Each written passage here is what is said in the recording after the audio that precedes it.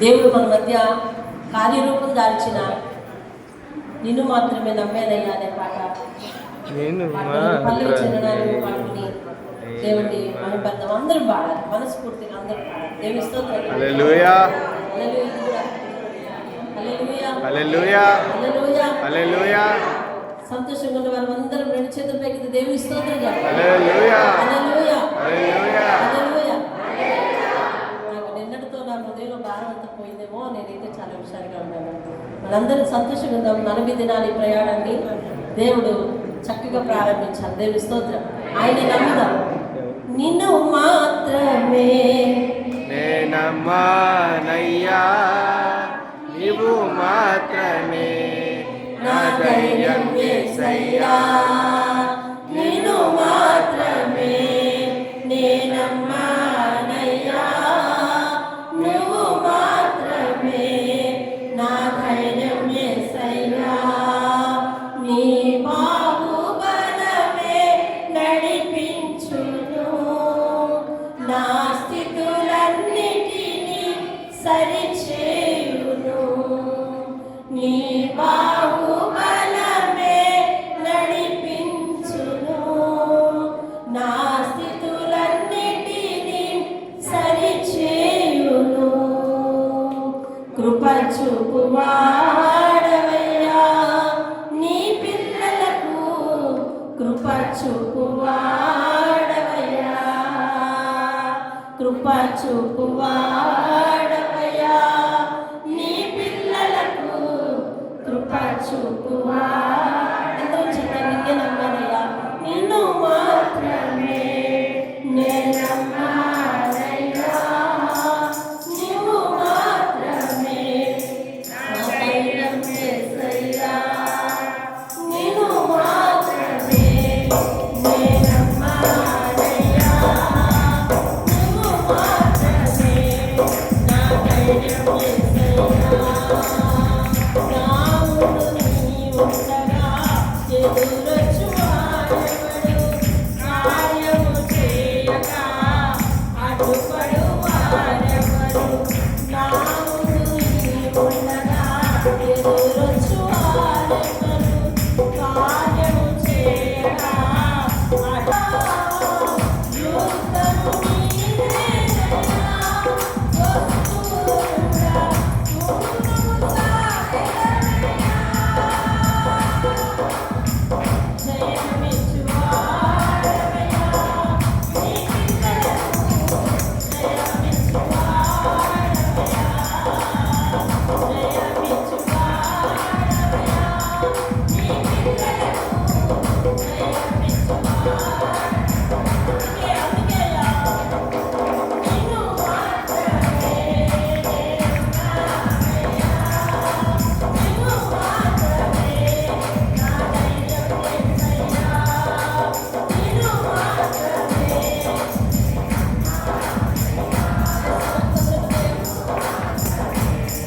నా ధైర్యం యేసయ్యా.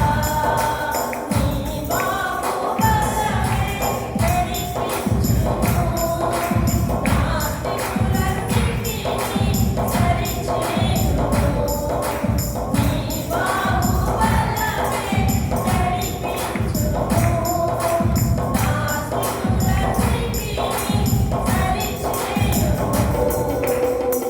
కృప చూపువాడవయ్యా నీ పిల్లలకు, కృప చూపువాడవయ్యా, కృప చూపువాడవయ్యా నీ పిల్లలకు, కృప చూపువాడవయ్యా, కృప చూపువాడవయ్యా. మొదటి అడుగు వేస్తున్నాం బాబు. ఈ దినము నుంచి మమ్మల్ని దీవించి ఆశీర్వదించు. ఆశీర్వదించు. ఈ యొక్క ప్రస్థానంలో అనేకమైన ఆత్మీయ పాఠాలతో మమ్మల్ని నింపి, నీ శక్తి మాలోకి నింపి, అయ్యా మీ బలము, మీ ధైర్యం అయిన సమస్తమును మాకు ఇచ్చి, మీ పరిశుద్ధాత్మ శక్తి చేత అయ్యా మేము బలపడుటకు, నీలో స్థిరపడుటకు, పరలోక యానములకు మా హృదయాన్ని శుద్ధి చేసుకొని, మా పాత్రలను కడుగుకుని నీకు పనిపించే పాత్రలుగా సిద్ధపడటకు అన్నిటికీ మించి ఈ సంవత్సరం ఉద్దేశించిన విధానముగా బాబు అత్యధికంగా ప్రార్థన వీరులంగా ప్రార్థన పరులంగా ప్రభు మేము ఉండగలగడానికి సహాయం దయచేయండి. ప్రార్థన ఒకటే నీకు మాకు మధ్య సన్నిహితాన్ని పెంచేది కనుక అయాదనట్టి ప్రార్థనను నిర్లక్ష్యం చేసేవారు అయా తండ్రి నాయన ఇక మీదట నాయన తండ్రి అలాగూ చేయక అయా మరలి తిరిగి నాయన ప్రార్థన విధానంలో నాయన ప్రార్థన జీవితంలో అయా అత్యధికంగా బలపడినట్లు సహాయం చేసి నడిపించండి. యేసు నామములో అడిగి వేడుకుంటున్నాను పరమ తండ్రి. ఆమేన్ ఆమేన్. అందరికీ దేవుని పేరిట వందనాలు. కూర్చో. దేవుని స్తోత్రం. హల్లెలూయా. దేవుని నామానికి శుభవందనాలు. కూడి వచ్చిన మీ అందరికీ కూడా దేవుని పేరిట శుభవందనాలు తెలియజేస్తున్నాను. ఈ దినము 40 దినాల సిద్ధపాటు దినముల్లో ప్రారంభం. ఈరోజు మొదటి రోజు. మనము మన జీవితంలో అత్యధికంగా నిర్లక్ష్యం చేసేది ప్రార్థన అనే దాన్ని మనము నిర్లక్ష్యం చేస్తూ ఉంటాం. దానికి కారణాలు మనసు లేక కాదు, కేవలం ఖాళీ లేదంటాం సింపుల్గా. లేదా కొంతమంది వాదన ఎలా ఉంటుంది, ఎలా అంటే దేవునికి మనం విన్నవించకపోతే తెలీదా, దేవునికి మనం చెప్పకపోతే తెలీదా అని కొంతమంది వాదిస్తుంటారు. కొంతమంది వాదన ఎట్లా ఉంటుందంటే ఏదైనా ఉద్యోగానికి ఒకసారి అప్లికేషన్ పెడితే సరిపోతుంది కదా, ఒకే ఉద్యోగానికి 10 సార్లు అప్లికేషన్ పెడతారా, కాబట్టి ఒకే కార్యం కోసం పదే ప్రార్థిస్తారా అనే ప్రశ్నలు కొంతమందికి ఉంటాయి. మనం విరోధంగా దేవునికి ఎన్నైనా ప్రశ్నలు వేయవచ్చు, కానీ దేవుడు ఒకే ఒక జవాబు ఏంటంటే మీరు శోధనలోనికి ప్రవేశించకుండా మెలకువగలిగి ప్రార్థన చేయండి అని మత్తయి సువార్త 26వ అధ్యాయం 41వ వచనంలో చెప్పారు. దేంట్లో ప్రవేశించకుండా? శోధనలోనికి ప్రవేశించకుండా. ఇప్పుడు మనం ఏమంటున్నామంటే మనకు కావలసిన వాటిని పదే అడగటానికి ప్రార్థన అవసరమా? ప్రార్థన అంటే కేవలం మన విన్నపాలను అడగటమే అనే ఉద్దేశాల దగ్గర ఉన్నవారు 10 సార్లు అడగాల, లేకపోతే ఆయనకు తెలీదా అనే అభిప్రాయాలతో ఉండవచ్చు. ఏదేమైనప్పటికీ ఈరోజు సమయం వ్యర్థం చేయొద్దు. మనం త్వరగా ముందుకు వెళ్దాం. బైబిల్ గ్రంథంలో అనేక మంది ప్రార్థన చేశారు. వాళ్ళు ఎంతో విస్తారమైన పనిపాట్లు కలిగి ఉండి కూడా వారి జీవితాల్లో చాలా శ్రమలు వచ్చినా కూడా ప్రార్థన చేశారు. ప్రార్థన చేయటానికి యేసయ్య భూమి మీదకు మన మధ్యకు ఉండడానికి వచ్చినప్పుడు ఆయన కూడా ప్రార్థన చేసి మాదిరి చూపించారు. మనము కావలసినవి అడగటానికి మాత్రం ప్రార్థన కాదు, దేవుడితో ఒక సన్నిహిత సంబంధాన్ని పెంచుకోవడం. ఏమిటది చెప్పండి? ప్రార్థన అంటే దేవుడితో ఒక సన్నిహిత సంబంధం. ఆ బంధం ఎట్లా ఉంటుంది అని అంటే పలానాగా ఉంటుంది, ఇంత రుచిగా ఉంటుంది అని ఎవరు చెప్పలేరు. ఎవరైతే దేవుడితో సంభాషణ చేస్తారో వారు మాత్రమే రుచి చూడగలిగేది. అర్థమైందండి? నేను ఒక పదార్థాన్ని పట్టుకొని నేనే తింటూ ఇలా ఉంది అలా ఉందని చెప్పినంత మాత్రం మీలో ఎవరికి ఆ రుచి యొక్క ప్రయోజనం లేదు, మీకు ఎవరికి తెలియదు కూడా. కేవలం మీరు కూడా తినాలి, లేదు నేను మీకు కూడా పెట్టాలి, అప్పుడే మీరు కూడా నేను చెప్పింది నమ్మగలరు, కనుక అనుభవించగలరు, అనుభవపూర్వకంగా చెప్పగలరు. అలాగే దేవునితో సహవాసం ఎంత మధురంగా ఉంటుందో, దేవునితో సహవాసం చేసే యొక్క వ్యక్తి యొక్క లక్షణాలు కానీ గుణగణాలు కానీ ఎంత దేవునికి స్పష్టంగా ఉంటాయో మనము అది అనుభవిస్తేనే కానీ తెలియదు. దేవునికి స్తోత్రం. హల్లెలూయా. మరొక విషయం ఏంటంటే మన జీవితం సమస్యల వలయం, అరణ్య ప్రయాణం. ఇది దావీదంటాడు ఇది ఒక యాత్ర అంటాడు. ఏంటంటే ఇది ఒక యాత్ర. కాబట్టి ఈ యాత్రలో, ఈ అరణ్య ప్రయాణంలో ఎంత కాలం జీవించిన వారికైనా రేపు అనే జీవితం గురించి కొత్తగానే ఉంది కదా, అందులో ఏమవుతుందో ఎవరికి తెలియదు. కాబట్టి దేవుడు ఒక సులువైన సూచన చెప్పాడు. ఏంటంటే మీరు శోధనలో ప్రవేశించకుండానట్లు ముందుగా, అంటే ఇది ప్రికాషన్ కదా, జాగ్రత్త తీసుకోవటం కదా, జాగ్రత్త తీసుకోవటం, ముందుగా ప్రార్థన చేయాలి. ప్రవేశించకుండానట్లు మీరు ఏం చేయాలంట? ప్రార్థన చేయాలి. దేవుని స్తోత్రం కదా. మెలకుగా ఉంది అంటే, మెలకుగా ఉంది అంటే భవిష్యత్తు గురించి ఒక ప్రత్యేకమైన ఆలోచన కలిగి, దేవుని స్తోత్రం కదా. భవిష్యత్తు గురించి ఒక ప్రత్యేకమైన ఆలోచన కలిగి ఉండడం మెలకు అంటారు, జ్ఞానం అంటారు. మెలకు కలిగానంటే ఇంకెల్లవేళ నిద్రపోవద్దని దేవుడు చెప్పలేదు.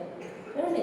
మెలకు కలిగి ప్రార్థన చేయండి అని అంటారు. ప్రార్థన భారాన్ని భరించేవారు చనిపోవచ్చు, ప్రార్థన చేసే పెదవులు మూతపడిపోవచ్చు, కానీ ప్రార్థన ఎప్పుడు కూడా దేవుని సన్నిధిలో బ్రతికే ఉంటుందండి. దేవుని ఎలా అనుభవించేవారు చనిపోవచ్చు, ప్రార్థించే పెదవులు మూతపడిపోవచ్చు, కానీ దేవుని సన్నిధిలో మీరు చేసే లేదా మనము చేసే ప్రార్థన ఎప్పుడు కూడా బ్రతికే ఆయన పాదాల దగ్గరే ఉంటుందండి. దేవుని స్తోత్రం, హల్లెలూయా.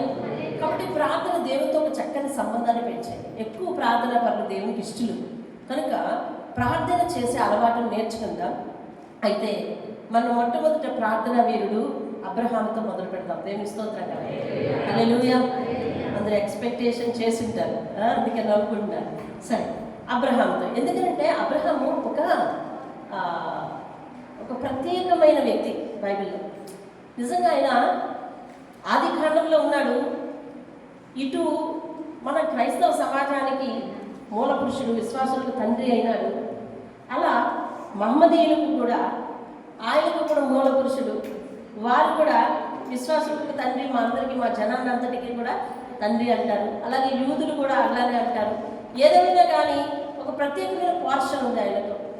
కాబట్టి ఆయన జీవితంలో శ్రమలు వచ్చాయా రాలేదా? వచ్చాయి. ఆయన జీవితంలో వచ్చిన శ్రమలు చెప్పండి. పిల్లలు లేకపోవడం, ఇంకా ఇస్సాకు బలి.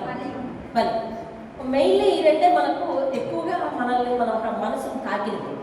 కానీ వాక్యంలో చూస్తే చాలా చోట్ల చాలా సమస్యలు, ఇంచుమించు 12 సమస్యలు ఆయన ఎదుర్కొన్నారు. ఎన్ని సమస్యలు అండి? 12 సమస్యలు ఎదుర్కొన్నారు ఆయన. ఈ ఎదుర్కొంటూ కూడా ప్రతి నిమిషం కూడా ప్రార్థన చేసేవాడు.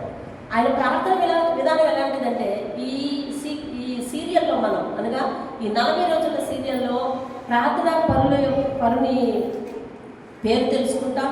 అలాగే అంటే ప్రార్థన ఏ సమయాల్లో సందర్భాల్లో ప్రార్థన అవసరత వాళ్ళకి ఎలా వచ్చింది, వాళ్ళు ఏ రీతిగా ప్రార్థన చేశారు, దేవునికి వాళ్ళకి ఉన్న సంబంధం ఏమిటి, వాళ్ళ వల్ల మనం నేర్చుకోవాల్సిన ఆత్మీయ పాఠం ఏమిటి నేర్చుకుంటాం. స్పీడ్కి వెళ్ళిపోయినా ఏంటది? ప్రార్థన వీరి పేరు తెలుసుకుంటాం. ప్రార్థన చేయాల్సిన అవసరం వాళ్ళకి ఎందుకు వచ్చింది తెలుసుకుంటాం. వాళ్ళు ఏ రీతిగా ప్రార్థన చేశారు తెలుసుకుంటాము. దేవునికి వారికి ఉన్న సంబంధం ఏమిటి తెలుసుకుంటాం. అలాగే ఎందుకంటే ముందు దేవుడు వారు చేసిన ప్రార్థన జవాబు ఇచ్చాడా తెలుసుకుంటాం. మరి ప్రార్థన చేసిన వారు జవాబు పొందుకుని ఉండాలి కదా, తెలుసు ప్రార్థనకు జవాబు ఇచ్చాడా.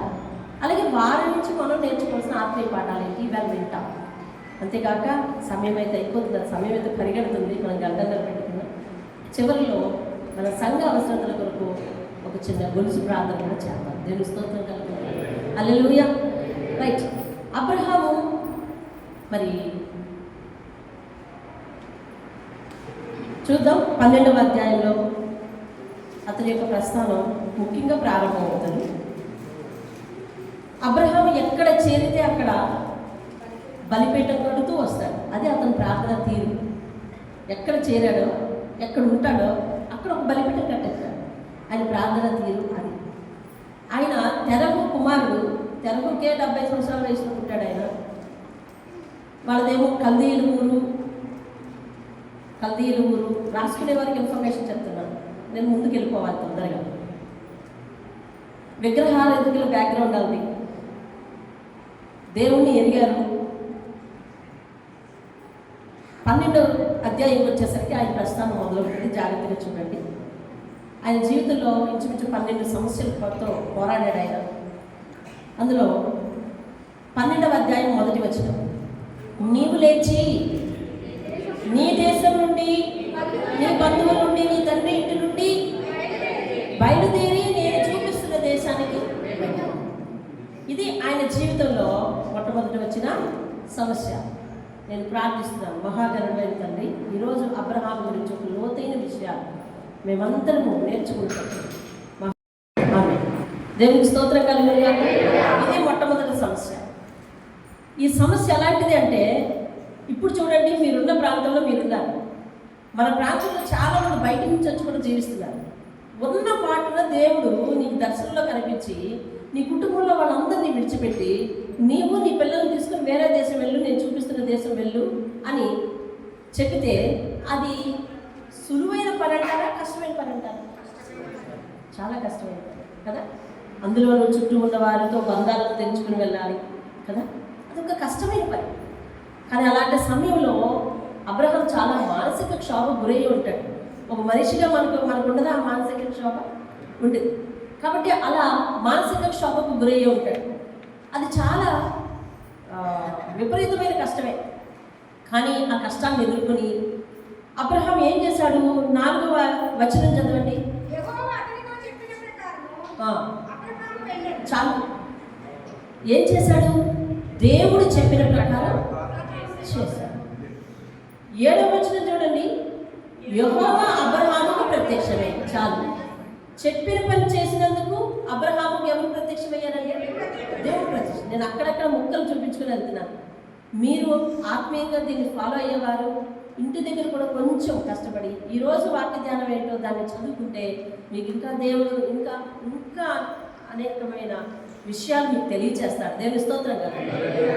అప్పుడు అబ్రహాముకు దేవుడు ఏం చేశాడంటే వెంటనే ఏ పని జరిగిన తర్వాత బాబు? ఏ పని జరిగిన తర్వాత? చెప్పిన పని చేసిన తర్వాత దేవుని ప్రత్యక్షత ఆయనకు వచ్చింది. అప్పుడేం చేశాడు అబ్రహాము? చూడండి 3వ లైను. తనకు ప్రత్యక్షమైన యెహోవాకు ఒక బలిపీఠము. ఇది ఆయన ప్రార్థన తీరండి. ఆయన ప్రార్థన చేసే అవసరం ఏమొచ్చింది? ముందు ఊరు కదిలి వెళ్ళాల్సి వచ్చింది. ప్రార్థన చేస్తాడా చేయడా? దేవుడు చెప్పాడు, అది భారం. ప్రార్థన చేస్తాడా చేయడా? ప్రార్థన చేశాడు, వెళ్ళాడు. చెప్పింది చేసినందుకు, కష్టమైనా చేసినందుకు. ఎందుకు అంత త్వరగా దేవుడు కనిపించాడండి? కష్టమైనా కానీ చేశాడు కాబట్టి. కష్టమైనా కానీ చేశాడు కాబట్టి వెంటనే దేవుడికి ప్రత్యక్షమయ్యాడు. ప్రత్యక్షమైన చోటను వెంటనే ఏం చేశాడు? దేవుడికి మళ్ళీ బలిపీఠం కట్టి మళ్ళీ ప్రార్థన చేస్తున్నాడు. దేవుని స్తోత్రం కదా. అలాగే అక్కడి నుంచి కొంచెం బేతేల్ అనే ప్రదేశానికి వెళ్ళి అక్కడ కూడా 8వ వచనంలో మీకు ఉంటుంది, ఒక బలిపీఠం కట్టాడు. అక్కడ కూడా ప్రార్థన చేశాడు. మనము అతని సమస్యలు, అతడు ఏ రీతిగా ప్రార్థించాడు అనే కోణంలో 2 వెళుతున్నాం. ఓకేనా? రైట్. ప్రార్థన చేయడం ప్రారంభించాడు, మళ్ళీ ప్రార్థన చేశాడు, మళ్ళీ బలిపీఠం కట్టాడు. బలిపీఠం కట్టి అక్కడ ఉండిపోతే బాగుండండి. ఉండిపోవడం మానేసి 9వ వచనం చేశాడు. 9వ వచనం ఏం చేశాడు తెలుసా? అబ్రహాము ఇంకా ప్రయాణం చేసి ఎక్కడికి వెళ్ళిపోయాడు? ఆ బలిపీఠం కట్టినప్పుడు అక్కడైనా ఉండిపోవాల్సింది, ఈ బలిపీఠం కట్టినప్పుడు ఎక్కడైనా ఉండిపోవాల్సింది. కానీ ఇక్కడ కాదు అక్కడ కాదు ఉండకుండా, ఎందుకంటే అక్కడ చెప్పాడు మొదటి బలిపీఠం కట్టి ఈ దేశాన్ని నీకు ఇస్తాను. ఈ దేశం అంటే ఆయన చేరిపోయాడు కదా. చేరిపోయిన తర్వాత అక్కడ ఉండకుండా ఇంకా ముందుకి దక్షిణ దేశానికి ముందుకి జరుపుకుంటూ వెళ్ళాడు. అందుకని 2వ సమస్య వచ్చింది. ఏంటో సమస్య చూడండి. 10వ వచనం. చాలు. ఆ దేశంలో ఏమొచ్చింది? చెప్పిన పని చేయకపోతే ఏమొచ్చిందండి? ఉండిపోవచ్చు కదా. చెప్పిన పని చేసినందుకు ముందేం జరిగింది? దేవుడు ప్రత్యక్షం. మీరు ఫాలో అవ్వాలి. చెప్పిన పని చేసినందుకు ముందేమైంది? దేవుడు ప్రత్యక్షం. ఇప్పుడు చెప్పిన పని చేయనందుకు ఏమైంది? మళ్ళీ కరువు వచ్చింది. కరువు వచ్చినప్పుడు ఇప్పుడు ఆయన గ్రహించి, ప్రభా ఏదో పొరపాటు అయిపోయింది, వచ్చాను, ఏంటి నేను వెనక్కి వెళ్ళిపోతున్నా, లేకపోతే పంపించి నువ్వు పోషిస్తావు లేదా అని అడిగి ప్రార్థన చేసే ఉంటాడా లేదా? చేసే ఉంటాడు. చేసి మరి ప్రార్థన సమాధానాలతో మరి ఏమో కొంచెం కంగారు పడ్డాడు. వెంటనే ఐగుప్తుకి వెళ్ళిపోయాడండి. ఐగుప్తు విగ్రహారాధన కలిగిన ప్రదేశం, దేవుని విరుద్ధమైన ప్రజలు జీవించే ప్రదేశం. ఐగుప్తుకి వెళ్ళిపోయగానే ఐగుప్తు రాజు పోస్ట్ని ఫరో అంటారు. రాజు పోస్ట్ని ఏమంటారండి? ఫరో. ఆ పోస్ట్కి పేరు అది.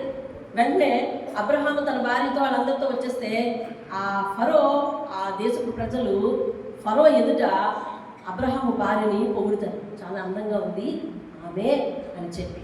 ఆ దేశం వాళ్ళు చాలా మూర్ఖులయ్యండి. అబ్రహాం వెంటనే అంటాడు, నువ్వు మా చెల్లి అని చెప్పమ్మా అంటాడు. ఎప్పుడైతే చెల్లని చెప్పాడో సరే ఈమెని మనం పరిగ్రహింపవచ్చు అని చెప్పి ఫరో ఏం చేస్తాడంటే వాళ్ళ ఇంటికి ఆవిడను తెచ్చేసుకుంటాడు. ఇప్పుడు 3వ సమస్య వచ్చింది సరే.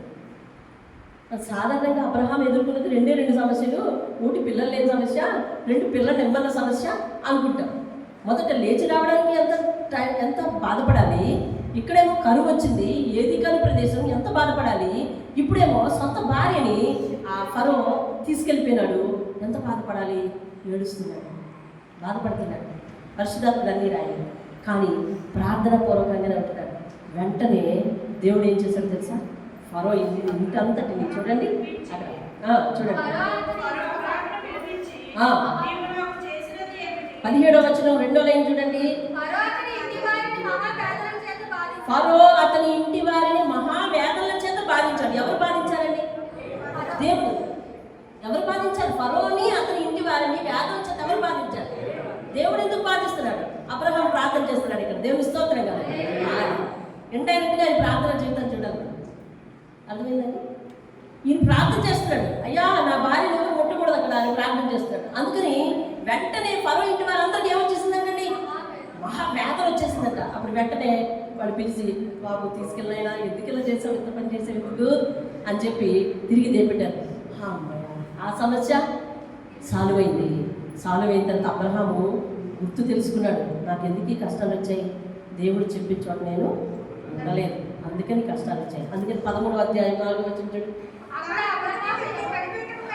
తాను మొదట బలిపీఠము కట్టిన చోట అది వచ్చేసాడండి తిరిగి. అర్థమైందండి?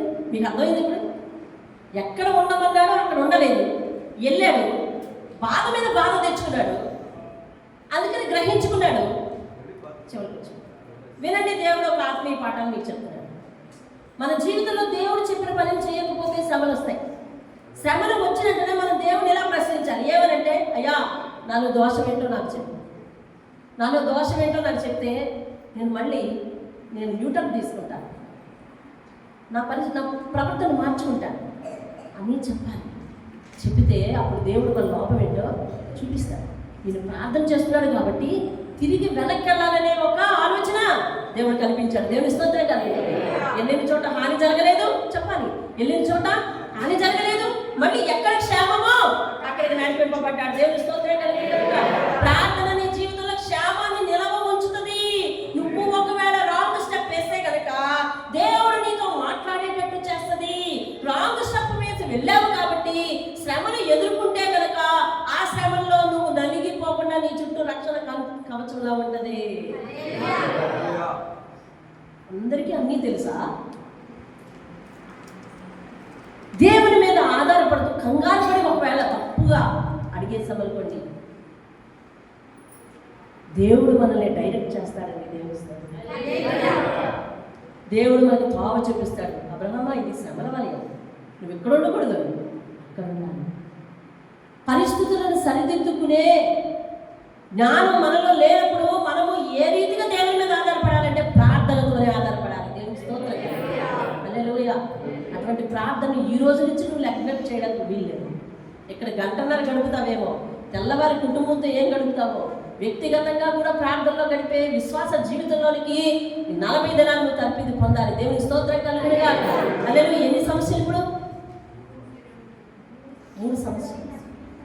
ఆ తరువాత కింద వచనంలోనే లోతుకి తనకి ఒక వివాదం వచ్చింది. వాళ్ళ పసుల కాపులకు వీళ్ళ పసుల కాపులకు వివాదం వచ్చింది. అదొక బాధను ఎదుర్కొన్నాడు. అయ్యో ఇంతకాలం నేను చిన్న పిల్లడి దగ్గర నుంచి కూడా మా ఇంట్లోనే ఉన్నాడు లోతు. అవునా? ఉన్నాడా? మా ఇంట్లోనే ఉన్నాడు. కానీ ఇప్పుడు తీసుకొచ్చాము, ఇప్పుడే విడిపోతానంటున్నాడు. మనిషి కోరుండి విడిపోతానంటే బాధ కలగదా? చెప్పాలి. బాధ కలుగుతుందా? బాధ కలగదా? చిన్నప్పటి నుంచి వాళ్ళ ఇంట్లో పెరిగిన వాడే కోరుండి విడిపోతున్నాడు. ఇప్పుడు ఈయన విడిపోమన్నాడా? లేదు, కోరుండి విడిపోతున్నాడు. కాబట్టి అబ్రహాము చాలా బాధపడ్డాడు. దేవుని స్తోత్రం కలుగునుగా. అదొక సమస్యను ఎదుర్కొన్నాడు. ప్రార్థన పూర్వకంగానే నాయన నువ్వు ఎటు వెళ్తే అట్టే వెళ్ళని ఆ గండాన్ని కూడా తప్పించాడు. ఎన్ని సమస్యలు ఇప్పుడు? 4 సమస్యలు. 14వ అధ్యాయం మొదటి వచనంలో కొంతమంది రాజులు ఉంటారు, చాలా మంది చదవక్కర్లేదు, మీరు ఇంటికి వెళ్ళాక చదువుకోండి. వాళ్ళందరూ 14వ అధ్యాయము 8వ వచనాన్ని నేను చదువుతాను చూడండి. అప్పుడు సొదొమ రాజు ఎందుకు? లోతు వెళ్ళిన ఊరేం పేరు? సొదొమ. లోతు వెళ్ళిన ఊరేం పేరండి? సొదొమ. లోతు ఏ ఊరు ఇతన్ని విడిచిపెట్టి వెళ్ళిపోయాడో ఆ ఊరు రాజు గొమర్రా రాజు, అద్మా రాజు, సెబాయిం రాజు, సోయరు, బెల రాజును బయలుదేరి సిద్దీము లోయలో వారితో చాలు 10వ వచనం. ఆ సిద్దీము లోయలో విస్తారమైన మట్టికీళ్ళు గుంటలు ఉండెను. సొదొమ గొమొర్రా రాజులు పారిపోయి వాటిలో పడిరి. శేషించిన వారు కొండకు పారిపోయారు. అప్పుడు వారు సొదొమ గొమొర్రాల ఆస్తి యావత్తును వారి భోజన పదార్థములన్నీ పట్టుకుని పోయిరి. మరియు అబ్రాము సహోదరుని కుమారుడైన లోతు సొదొమలో కాపురం ఉండేది కనుక వెళ్ళిపోగా ఈ కబురు తెలిసింది. ఫోన్లో వెళ్ళిన చోట వెళ్ళి బాగానే బ్రతుకుతున్నాడు అని అనుకుంటే ఈ కబురు తెలిసింది. ఏ కబురు? సొదమ మీదకి నలుగురు రాజులు, వీళ్ళు 5గురు, మొత్తం 5గురు మీదకి వచ్చారు. వాళ్ళ నలుగురు నా 14వ మొదటి నుంచి ఉంటారు. ఆ 4 రాజులు 5గురు మీద పడితే ఏమండి, అందులో మన వాడు ఎక్కడైతే ఉంటున్నాడో నివాసం, ఆ ఊరి రాజు ఓడిపోయినందుకు వాళ్ళ 4 రాజులు వచ్చి వీళ్ళ ఆస్తిని సైతం అంతా పట్టుకెళ్ళిపోతే ఆ కబురు పనివాడు వచ్చి అబ్రహామును చెబితే ఆయన స్పందించిన తీరు చూడండి. 14వ వచనం. అబ్రహాము తన తమ్ముడు చెరపట్టబడని విని తన ఎంట పుట్టి అలవర్చబడిన 318 మందిని వెంట పెట్టుకుని దానమట్టుకు వెళ్ళి ఆ రాజులను తరిమెను. అబ్రహాం ఏం చేశాడు తెలుసా? యుద్ధం చేశాడు. అబ్రహాం ఏం చేశాడు? రాజులు ఎలా తరుగుతారు? కరపట్టుకుని తరిగి తెలుపుతారు. 318 మందిని వెంట పెట్టుకుని, అంటే అబ్రహాం యుద్ధ వీరుడు అని ఎప్పుడు తెలియదు మనకి. అబ్రహాం యుద్ధ వీరుడు 318 మందిని వెంట పెట్టుకొని వెళ్ళి వాళ్ళని తరుముకొని వచ్చాడు. కబురు తెలిసిన వెంటనే ఏమనిపిస్తుంది ఎవరికైనా? బాధేనా లేదా చెప్పండి. ఇది ఎన్నో సమస్య? 5వ సమస్య. మీరు లెక్క పెట్టట్లేదా? ఇది ఎన్నో సమస్య? 5వ సమస్య. వెంటనే దీన్ని ఓవర్కమ్ చేశాడు. వెంటనే సొదమ రాజుని, గొమొర్రా రాజుని, వారిని అందరినీ తిరిగి తీసుకొచ్చేసి లోతుకి తన ఆస్తిని, తన భార్యని, అందరినీ కూడా పిల్లల్ని అందరినీ అప్పగించి తిరిగి వెళ్ళిపోతా ఉంటే ఆ సొదమ రాజు అంటున్నాడు, అయ్యా, ఏ ఆస్తిని అయితే తిరిగి తెచ్చావో, ఏ ప్రజలనైతే తిరిగి తెచ్చావో, ఆ ప్రజలను మాకు ఇచ్చేసి నువ్వు తెచ్చిన ఆస్తి అంతా నువ్వే తీసుకెళ్ళి అబ్రహాము, నువ్వు తెచ్చిన ఆస్తి అంతా నువ్వే తీసుకెళ్ళి అబ్రహాము అంటే అబ్రహాం అంటాడు, అయ్యా, నేను నీ వలన పెద్దవాడిని అయ్యాలని నువ్వు అనుకోకున్నట్లు దేవుడే నన్ను పెద్దవాడు చెయ్యాలి, కాబట్టి నువ్వు నాకు ఏమీ ఇవ్వనవసరం లేదు, నేను ఏది పట్టుకుని ఇందులో నుంచి తీసుకోను అని చెప్పి అందులో 10వ వంతు తీసి ఆయన యాజకునికి ఇస్తాడు. అక్కడ దేవుని స్తోత్రం కదా. బైబిల్లో మొట్టమొదటి 10వ వంతు ఇచ్చినవాడు అబ్రహాం. 10వ వంతు ఇస్తానని సమర్పణ చేసుకున్నవాడు మనవడు యాకోబు. 10వ వంతు ఇస్తానన్నది అబ్రహాం, ఇచ్చాడు అబ్రహాం. దేవుని స్తోత్రం కదా. అధ్యాయంలో కిందనే ఉంటుంది. ఈ సమస్య అలాగా తెల్లవారిపోయిందండి. తెల్లవారిపోయిన తర్వాత 16వ అధ్యాయం మొదటిలో అబ్రహాము భార్య అయిన సారాయికి అతనికి పిల్లలు కననందున ఆమెకు హాగరు అనే ఐగుప్తురాలనే దాసి ఉంది. కాగా సారాయి, ఇదిగో నేను పిల్లలు కలగకుండా యెహోవా చేస్తున్నాడు, కాబట్టి నువ్వు దయచేసి నా దాసితో పో అని చెప్పి ఒక ఇన్స్ట్రక్షన్ ఇచ్చింది. ఇప్పుడు మొదలైంది అబ్రహాముకి మళ్ళీ ఏంటి? గొడవ, కష్టం. ఎందుకంటే అబ్రహాము నీతిమంతుడని రాయబడింది బైబిల్. ఆయన తప్పు చేయడానికి ఇష్టం లేదు. ఒక పక్క భార్యతో పోరు పడుతున్నాడు, కానీ ప్రార్థన చేస్తున్నాడు. ఆయన ప్రార్థన చేస్తున్నాడు. మీకు ఎట్లా తెలిసిందండి? 15వ అధ్యాయంలో దేవుడు దర్శనం ఇచ్చాడు. మనం అది వదిలి దాటి వచ్చాం, ఎందుకంటే ఆయన సమస్యలను చూస్తున్నాం కాబట్టి. 15వ అధ్యాయంలో దేవుని దూత యెహోవా వాక్కు ఆయనకు దర్శనం వచ్చింది. ఎలాగ అబ్రహాముకు దేవుని వాక్కు దర్శనం వచ్చేస్తుంది? ఎలాగ దేవుడు దర్శనం ఇచ్చేస్తాడు? ఆయన కష్టాలను ఎదుర్కొంటున్నాడే కానీ అనునిత్యము దేవునికి ప్రార్థన చేస్తూనే ఉన్నాడు. దేవుని స్తోత్రం. హల్లెలూయా. ఈ 16వ అధ్యాయంలో భార్య పోరు స్టార్ట్ అయింది. నువ్వు ఆ దాసిని తీసుకుంటావా లేదా? ఆ దాసిని తీసుకుంటావా లేదా? ఆ దాసిని తీసుకుంటావా లేదా? అది ఐగుప్తురాలే బాబు అని అన్నా కూడా తీసుకుంటావా లేదా అని మరి తొందర పెడతా ఉంటే అబ్రహాం ఎన్ని సంవత్సరాలు ఆగాడో తెలిసిన. కాబట్టి 3వ వచనం, కాబట్టి అబ్రహాము కనాను దేశంలో 10 ఏళ్ళు కాపురం ఉన్న తరువాత అప్పుడు హాగరును పరిగ్రహించాడు. దేవుని స్తోత్రం. 10 సంవత్సరాలు ఆమె భార్య చెప్పినా కానీ ఎన్ని సంవత్సరాలు వెయిట్ చేశాడమ్మా? 10 సంవత్సరాలు. ఈ 10 సంవత్సరాలు దేవునితో పోరాటమేనే కాదు, చెప్పాలి మీరందరూ. భార్యతో పోరు, దేవునితో పోరాటం. అయ్యా, ఏం చేయను, నాకు మనసు లేదయ్యా, ఏం చేయను, ఈ బాధపడలేకపోతున్నాను, ఏం చేయను అని ఎన్ని సంవత్సరాలు ప్రార్థన చేశాడు ఒక సమస్య కోసం? ఇందాక ఒక ప్రశ్న అనుకున్నా, ఏమని? ఒక సమస్య కోసం, ఒక జాబ్ కోసం ఒక్కసారి అప్లికేషన్ పెడితే సరిపోద్ది, కానీ ఒక జాబ్ కోసం 100 అప్లికేషన్ పెడతారా ఒకే సంస్థకు అని అనుకున్నాను కదా. ఒక సమస్య కోసం 10 సంవత్సరాలు ప్రార్థన చేశాడండి అతడు. నీతిమంతుడై ఉండగోరి. దేవుని స్తోత్రం కదా. హల్లెలూయా. 10 సంవత్సరాలు ప్రార్థన చేశాడు.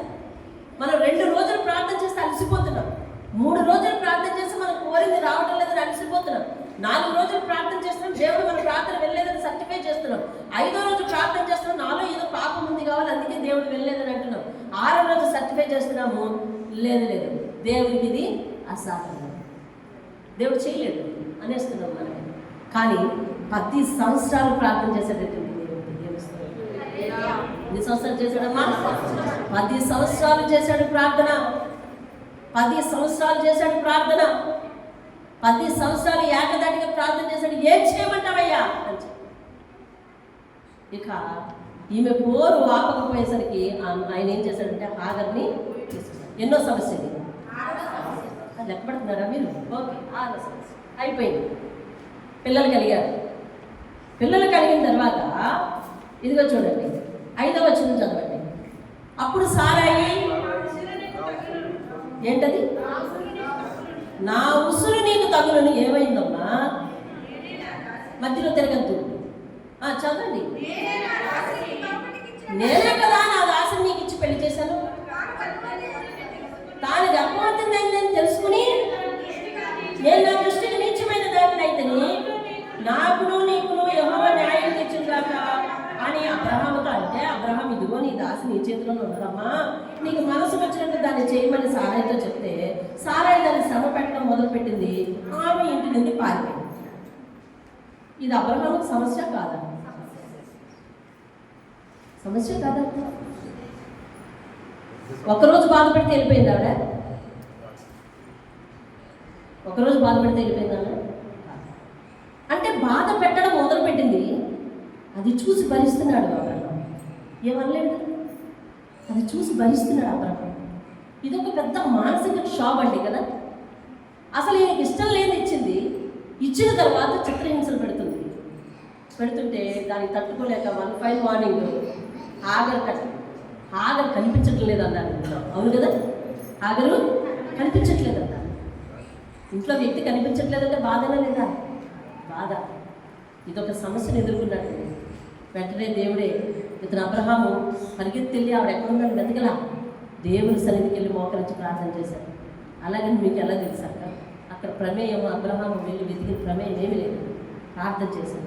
వెంటనే వెళ్ళిన ఆవిడకు ఎవరైతే ఇల్లు వదిలి వెళ్ళిపోయిందో ఆవిడకు దేవుడు దర్శనం ఇచ్చి నువ్వు ఇంటికి వెళ్ళు, సారా చెప్పినట్టుగా నువ్వు విను అని దేవుడు అతనితో మాట్లాడి. ఎందుకు మాట్లాడు? అబ్రహాము ప్రార్థన చేయబట్టే కదా దేవుడితో. అబ్రహాం నలిగిపోతూ ప్రార్థన చేయబట్టే, కన్నీరు కాస్తూ ప్రార్థన చేయబట్టే కదా.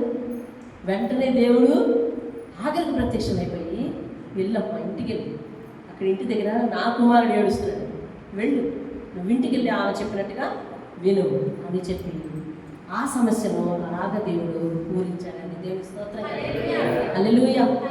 ఆ సమస్యను దేవుడు అలాగా పూరిస్తే ఇష్మాయేలు పుట్టేశాడు. కొన్నాళ్ళ తర్వాత ఇష్మాయేలు పుట్టేశాడు. పుట్టిన తర్వాత 17వ అధ్యాయంలో చూడండి, 15వ అధ్యాయము 11వ వచనము, 10వ వచనం నుంచి నేను చదువుతున్నాను, సమయం అవుతుంది. నాకును నీకును నీ తర్వాత నీ సంతతికి నీ మధ్య మీరు గైకొనవలసిన నా నిబంధన ఎదురుగా మీలో ప్రతి మగవాడు సున్నతి పొందవలెను. మీరు మీ గోప్యాంగ చర్మంలో సున్నతి పొందవలెను. అది నాకు నీకు మధ్య ఉన్న నిబంధనకు సూచనగా ఉండను. 8 దినముల వయసు వాళ్ళ గలవాడు అనగా నీ ఇంట పుట్టినవాడైనను నీ సంతానం కాని అన్యుని యొద్ద వెండితో కనబడని వాడైనను మీ తరములలో ప్రతి మగవాడు మీలో సున్నతి పొందవలెను. నీ ఇంట పుట్టినవాడు నీ వెండితో కనబడినవాడు తప్పక సున్నతి పొందవలెను. అప్పుడు నా నిబంధన మీ శరీరమందు కదా, మీ శరీరమందు నిత్య నిబంధనగా ఉండును. దేవుని స్తోత్రం కలుగుగా.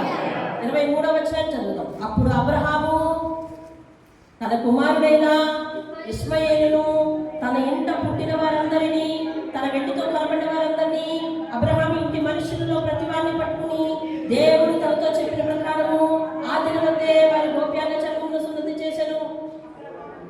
చాలు దేవుని స్తోత్రం. హల్లెలూయా. అబ్రహాము కూడా గోప్యాంగ చర్మమును సున్నతి చేయబడినప్పుడు అతను 99 ఏళ్ళవాడు. దేవుని స్తోత్రం. హల్లెలూయా. కొంచెం తెలుసుకోవటం కోసం ఇది ఒక సమస్య. ఇదేం సమస్య? ఇప్పుడు మనం సింపుల్గా బాప్తిసం అంటున్నాం. ఎందుకు?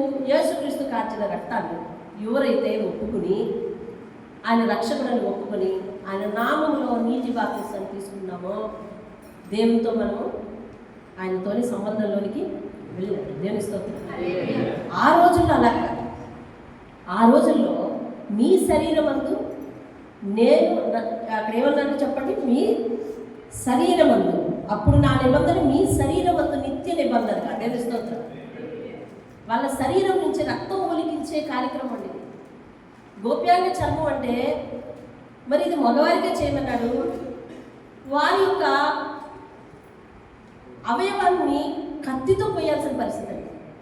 కత్తితో కొయ్యాల్సిన పరిస్థితి. ఎవరెవరికి చేయమన్నాడు అది? నీ ఇంట్లో పుట్టినవాడు మొదలుకుని అన్యుడు వెండితో కొనబడ్డ దాసి అన్ని పనివారందరికీ. ఒక్కరినంటే ఒప్పించగలడు, అందరినీ ఒప్పించగలడా? అంతమందిని కూడా. ఎంతమందిని ఒప్పించుంటాడు ఇంచుమించు? ఇందాక సైన్యాన్ని చదివాం కదా, 318. ఈ 318 యుద్ధానికి వెళ్ళిన వాడు అంటే ఎవరు? పెద్దవాళ్ళు. వాళ్ళకి పిల్లలు ఎంతమంది ఉన్నారు? వాళ్ళలో మగ పిల్లలు ఎంతమంది ఉన్నారు? ఇంచుమించు మనం అంచనాగా చెప్పుకోవాలి, అక్కడ రాసలేదు, కానీ వీళ్ళకి సైన్యం మాత్రం రాసింది. కాబట్టి ఇంచుమించు ఒక 400 మందికి ఒకే రోజు వారి ఇంటిలో చాలా బాధాకరమైనటువంటిది. ఆ రోజుల్లో మత్తు ఇంజక్షన్లు లేవు. కేవలం ఒక మొండి పదునైన ఒక మొండి అవయవం ఏదది పనిముట్లతో చేయవలసిన పనిది. రక్తపాతాన్ని అబ్రహాము ఇంటిలో ఒలికించాడండి. అబ్రహాము దేవుడు చెప్పిన మాట. అది బాధాకరమైన విషయం, సంతోషకరమైన విషయం. మొదటి దానికంటే రెండవది పెద్దదవుతుంది. చూసారా అబ్రహాం జీవితంలో సమస్యలు ఎలా వస్తున్నాయండి? మొదటి దానికంటే రెండవది పెద్దదవుతుంది, రెండవ దానికంటే మూడవది పెద్దదవుతుంది, మూడవ దానికంటే నాలుగవది పెద్దదవుతుంది. సమస్యల మోతాదు పెరుగుతున్నా కానీ అబ్రహాము దేవునికి దూరం కాలేదు. ఎలాగ ఉన్నాడో తెలుసా? 23వ వచనం, 17వ అధ్యాయం 23వ వచనం లాస్ట్ లైన్, దేవుడు తనతో చెప్పిన ప్రకారం ఉన్నాడండి. అంతే. ఎలా ఉన్నాడంటే పదం చదివారా? సమస్యలు పెరిగిపోతుంటే సమస్య అమ్మయ్య ఈ సమస్య పోయిందంటే ఇంకో సమస్య, అమ్మయ్య ఈ సమస్య పోయిందంటే ఇంకో సమస్య వస్తుంటే దేవుడు చెప్పిన ప్రకారం ఉన్నాడండి. దేవుడు తనతో చెప్పిన ప్రకారం. దేవుని స్తోత్రం కలుగు. సమయం అయిపోతుంది, మీరు ఇంటి దగ్గర విడివిడిగా చదువుకోండి. ఇప్పుడు ఎన్ని సమస్యలకు వచ్చాం మనం? 8 సమస్యలకు వచ్చాం. తర్వాత ఇక 9వ సమస్య 18వ వచనంలో, మమ్రే దగ్గర ఉన్న సింధూరి వనంలో అబ్రహాము ఎండవేళ గుడారపు ద్వారం వద్ద కూర్చుని ఉన్నప్పుడు యెహోవా అతనికి, అది కూర్చుని ఏం చేస్తున్నాడు? ఖాళీగా కూర్చుంటే దేవుడు వచ్చి దర్శించేవాడు కాదు. కూర్చున్నాడు అంటే ఏం చేస్తున్నాడండి? ప్రార్థన చేస్తున్నాడు. దేవుని స్తోత్రం కలుగుతాడు. వెంటనే దేవుడు ప్రత్యక్షమయ్యి, అయ్యా మీ అన్నయ్య గారు అబ్బాయి ఉన్నాడన్నావు కదా, ఆ సొగమును నేను నాశనం చేద్దాం అనుకుని వెళ్తున్నాను అక్కడికి. ఏం చెప్పాడు అబ్రహాం? ఇప్పుడు మళ్ళీ కష్టం వచ్చిందండి. ఎలా నాశనం చేస్తావయ్యా అంటే అగ్నికందకాలతో నాశనం చేసేస్తానన్నాడు. అమ్మో, ఇక మీదట లోతుని చూడగలడా అతడు? చూడలేడు. వెంటనే వణుకుతుందా లేదా? కాళ్ళు చేతులు గుండె వణుకుతుందా లేదా? వణికింది. కానీ మళ్ళా విన్నపం చేశాడు. ఆ 18వ అధ్యాయం చివరికి చదువుకోండి. దేవుడు నేను కాపాడతానయ్యా బాబు అని చెప్పి వాగ్దానం ఇచ్చాడు. దేవుని స్తోత్రం కలుగునుగా. హల్లెలూయా. నేను అతన్ని కాపాడతానయ్యా బాబు అని దేవుడు అతనికి మరి వాగ్దానం చేశాడు. దేవుని స్తోత్రం కలుగునుగా. అదే కథ 19వ వచనం మరి 19వ అధ్యాయం వరకు నడుస్తుంది. ఈ లోపల అబ్రహాం అక్కడ ఉండడం మానేసి ఇంకొంచెం ముందుకు మకాం మారుతాం ఎందుకు అనుకున్నాడు? మళ్ళీ మకాం మార్చాడు. 20వ వచనంలో మకాం మార్చి గెరారు అనే దేశానికి వెళ్ళాడు, ఫిలిప్తీ దేశానికి. అక్కడ గెరారు అనే దేశంలో ఫిలిప్తీలు ఉంటారు. ఫిలిప్తీలో రాజు ఏమంటారంటే అబీమెలెకు అంటారు. ఏమంటారు? అబీమెలెకు, ఫరో, ఇవన్నీ కూడా పోస్టులు, వ్యక్తులు కాదు. అబీమెలెకులు చాలా మంది కనబడతారు. అంటే అబీమెలెకు అనేది ఏంటంటే పోస్ట్, అంతే. అలా అన్నమాట. అక్కడ అబీమెలెకు ఏం చేశాడంటే, అబీమెలెకు కూడా ఆయన భార్యను చూసి ఈమె సౌందర్యవతి అని చెప్పి అన్ని సంవత్సరాల వయసులో కూడా సారా, ఈయన 99 సంవత్సరాలు ఇచ్చినాయి కదండి ఈయనకి, అయినా కానీ ఆ వయసులో కూడా సారా అందంగా ఉందని చెప్పి ఆ గెరారు రాజు ఆమెను ఇంటికి వివాహం చేసుకోవడానికి తీసుకొచ్చేస్తే ఏం జరిగింది తెలుసా? ఇక అప్పుడు కూడా అబ్రహాము మళ్ళీ కష్టంలో పడ్డాడో లేదో చెప్పండి. ఇప్పుడు అసలు వృద్ధాప్యంలో కష్టంలో పడ్డాడు. ఈ సమస్యలో చాలా మనోవేదన. భార్య తన నుంచి దూరంగా వెళ్ళిపోయింది అని అంటే చాలా మనోవేదన. అదే వేరొకరు పరిగ్రహించేస్తారు అని అంటే చాలా మనోవేదన. అయితే 17వ వచనానికి వచ్చేసరికి చూడండి, 17వ వచనానికి వచ్చేసరికి చూడండి, అబ్రహాము దేవుని ప్రార్థింపక దేవుడు అబీమెలెకును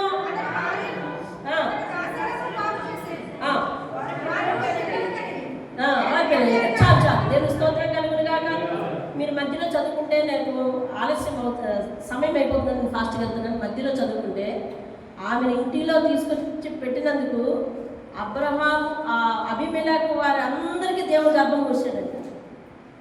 అంటే చూడండి ఎన్ని రోజులు ఉండిపోయింది. కాబట్టి వీళ్ళు ఈ యాతంలో పడి అసలు సారాలు వారు ముట్టలేదు. అబీమెలెకుకు దేవుడు చెప్తాడు, అగో ఆమెను ముట్టవద్దు అని చెప్పి.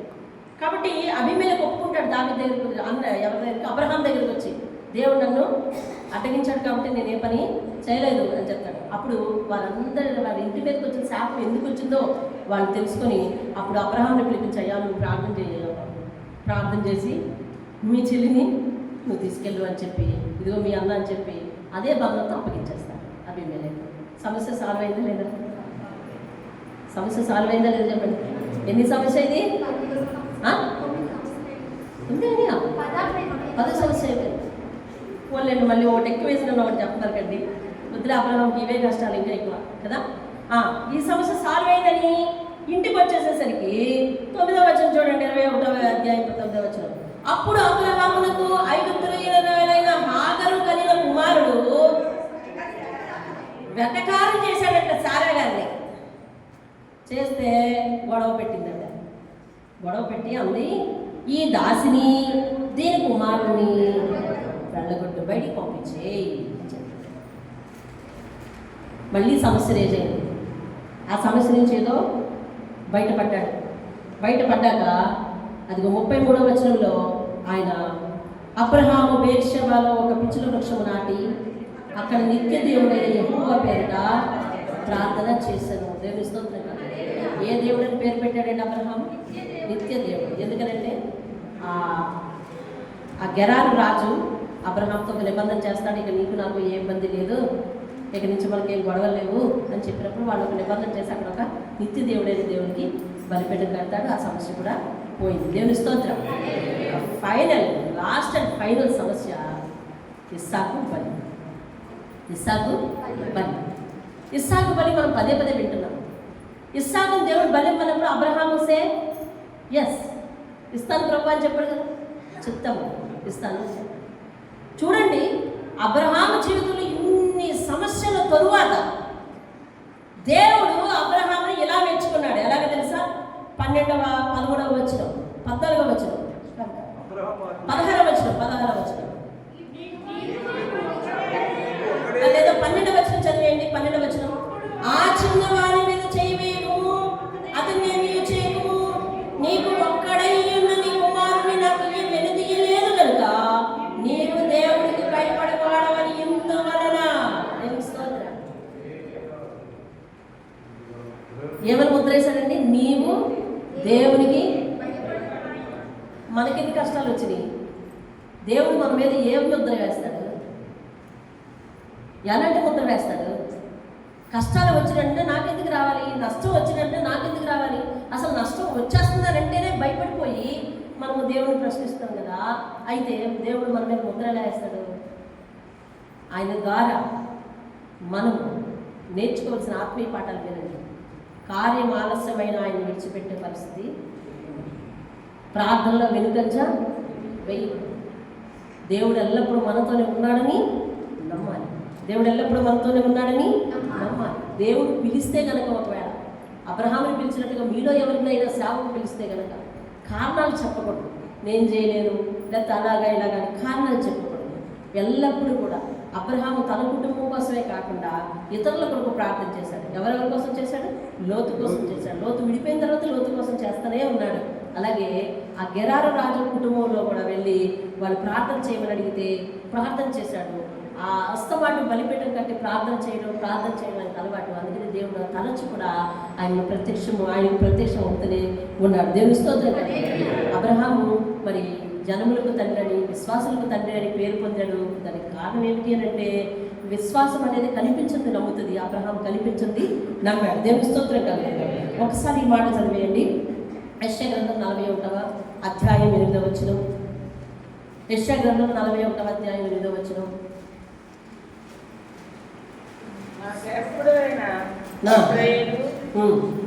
నేను నెరవేర్చుకున్న యాకోబు చాలు చాలు చాలు. దేవుడు మనల్ని పిలుస్తున్నాడు ఏమని? అది కాదు, ఆ కింద వచ్చిన చదండి. నా స్నేహితుడైన అబ్రహాముని దేవుడు మనకు పరిచయం చేస్తాడు. ఏమని? స్నేహితుడే. స్నేహితుడంటే ఎల్ల వేళలన్నీ పంచుకునేవాడు కదండి. అంటే అబ్రహాం ఈచ్ అండ్ ఎవ్రీథింగ్ దేవునితో పంచుకుంటూ ఉంటాడు, నిరంతరము దేవునితో మాట్లాడుతూ ఉంటాడు. అబ్రహాము అంత ఎక్కువగా మాట్లాడతాడు కాబట్టి దేవుడు ఆయనను అంత ఇష్టంగా చేసుకొని ఈజ్ మై ఫ్రెండ్ అని చెప్తున్నాడు. దేవుని స్తోత్రం. అతడు నా స్నేహితుడు అని అంటాడు. దేవుడు వచ్చి నరుల్లో ఒక్కడిని నా స్నేహితుడని అనగలిగాడంటే అబ్రహాముకు ఉన్న ఆధిక్యత చూడండి. దేవుని స్తోత్రం కలిగేది. మనం ఏం చేయాలి ఇక్కడి నుంచి అంటే ప్రార్థన చేయడం అనేది మానకూడదు, ఆలస్యమైందని వెనక్కి తిరగకూడదు. బలిపీఠము, ప్రార్థన బలిపీఠం మన ఇంట్లో ఒక చోట ఏదైతే ఏర్పాటు చేసుకుంటామో ఆ ప్రార్థన బలిపీఠాన్ని కూలనీయకూడదు. ఇతరుల కొరకు ఎప్పుడు కూడా మధ్యవర్తిత్వ ప్రార్థన చేస్తూనే ఉండాలి. హల్లెలూయా. ఇంకా రోమపత్రిక 4వ అధ్యాయం 18వ వచనం మీరు తీయనవసరం లేదు, చదువుకోండి. నిరీక్షణకు ఆధారం లేనప్పుడు అబ్రహాం అంటే దేవుణ్ణి నమ్మాడంట. దేవుని స్తోత్రం కలుగుతుంది. అంటే ఎక్కడికి వెళ్ళాలో తెలియదు, దేవుణ్ణి నమ్మాడు. భార్య వాళ్ళ ఇంట్లో ఉండిపోయింది, ఏం జరుగుతుందో తెలియదు, దేవుణ్ణి నమ్మాడు. బిడ్డనేమో బలిచ్చమంటాడు, కానీ దేవుణ్ణి నమ్మాడు. ఏం జరుగుతుందో తెలియదు, అలాంటి సందర్భాల్లో దేవుడిని నమ్ముతున్నాడు. దేవుని స్తోత్రం కలుగుతుంది. హల్లెలూయా. మృతతుల్యమైన శరీరం మందు 100 సంవత్సరాల వేళ అతనికి బిడ్డను పుడతాడు అని అంటే అది నమ్మలేని సత్యం, కానీ దేవుడు నమ్మాడు. అబ్రహాము నమ్మాడు. దేవుని స్తోత్రం కలుగుతుంది. హల్లెలూయా. అటువంటి విశ్వాస జీవితాన్ని, ప్రార్థనా జీవితాన్ని మనం కలిగి ఉంటాం. అబ్రహాము నిరంతరము ప్రార్థన చేసేవాడు. దేవుని స్తోత్రం. అసలు అబ్రహాము పని ఏదైనా ఉంది అని అంటే చేయటం లేదు. దేవుని స్తోత్రం. హల్లెలూయా. అంటే అతనికి ఏ పని చేయడా చేస్తాడు, పని చేస్తూ ప్రార్థన చేస్తాడు. ఖాళీగా కూర్చుంటే ప్రార్థన చేస్తాడు. దేవుని స్తోత్రం. మధ్యాహ్నం కావాలి, మధ్యాహ్నం వేళ చల్లగా కూర్చున్నాడంట. కూర్చుండి ఏం చేస్తున్నాడు? ప్రార్థన చేస్తాడు. దేవుని స్తోత్రం. మన ఖాళీ సమయాలు వ్యర్థంగా మనం గడిపే వారంగా ఉండకూడదు. మన మధ్య ఇంకా 12 నిమిషాల టైం ఉంది, మనం లేచి ప్రార్థన చేద్దాం. దేవుడు ఈ వాక్య సత్యాలను మన జీవితంలో దీవించి, అబ్రహాము ప్రార్థించిన ప్రతి ప్రార్థనకు సమాధానం వచ్చింది కదండి. అబ్రహాము ప్రార్థించిన ప్రతి ప్రార్థనకు సమాధానం వచ్చింది కదా, వచ్చింది. దేవుని స్తోత్రం. చూడలేదు, అది నేను దేవుడిని అడగలేదు. అయితే ఒక మనిషి గురించి దేవుడు ఇందువలన నీవు భయపడేవాడవు అంతకంటే ఒక ముత్యం ఏమంటుంది చెప్పండి. రేపొద్దున ఆ ముత్యం నీకు దొరికేలా నువ్వు ప్రయత్నించు. ఈరోజు ముత్యం మాట, ముత్యం లాంటి మాట లేదు. ఆ ముత్యం ఎవరికి వారు సంపాదించుకోవడానికి మీరు వెతుక్కోండి. ఇక్కడి నుంచి దేవుడు నిన్ను బట్టి నా బిడ్డనో, లేకపోతే నా కూతురేనో, లేకపోతే ఏమనో ఒక ముత్యం లాంటి మాట, నువ్వు నేను చెప్పిన మాట వింటావు, నువ్వు నాకు నమ్మకంగా ఉంటావు, నువ్వు నన్ను వెంబడిస్తావు అని ఒక ముత్యం లాంటి మాట అనాలి. దేవుడు మనకి స్తోత్రం కలగాలి. హల్లెలూయా. అది మనకి తెలిసినా తెలియపోయినా సంతృప్తి మనకు కలగాలి. దేవుడు అబ్రహాము ఒక ముత్యం లాంటి పదంతో పిలిచాడు. ఏమని తెలుసా? ఇందువలన నీవు నాకు భయపడవాడని తెలిసింది. అబ్రహాము నా స్నేహితుడు అని చెప్పాడు. అలాగా ఈరోజు ముత్యం లాంటి మాట దేవుడు నాకు తెలియజేయలేదు, నేను పట్టుకురాలేదు, కానీ అది నిరీక్షణకు ఆధారమే లేనప్పుడు దేవుడు నమ్మాడు కదా. అలాగే మీరు నమ్మండి.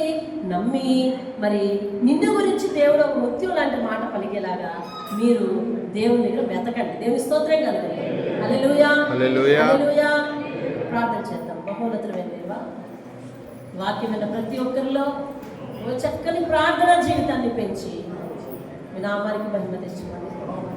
అబ్రహాము వంటి నాయనా తండ్రి, నాయన విశ్వాస జీవితం, ప్రార్థనా జీవితం, దేవుని దగ్గర ఒక జయకరమైన ఎన్ని సమస్యలు వచ్చినప్పటికీ ప్రార్థించుకుంటున్న ఆ యొక్క విశ్వాస జీవితాన్ని అందరూ పొందుకోవడానికి సహాయం చేయండి.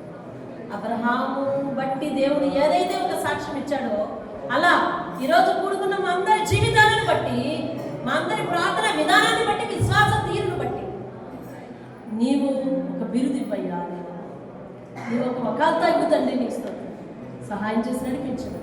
ఇది అనేక మందికి ఆత్మీయ బలాన్ని చేకూర్చినట్లుగా మీరే ఆమెను అనమని యేసు నామములో అడుగుతున్నాను తండ్రి. ఆమేన్. ఆమేన్. ఆమేన్. అందరూ లేచి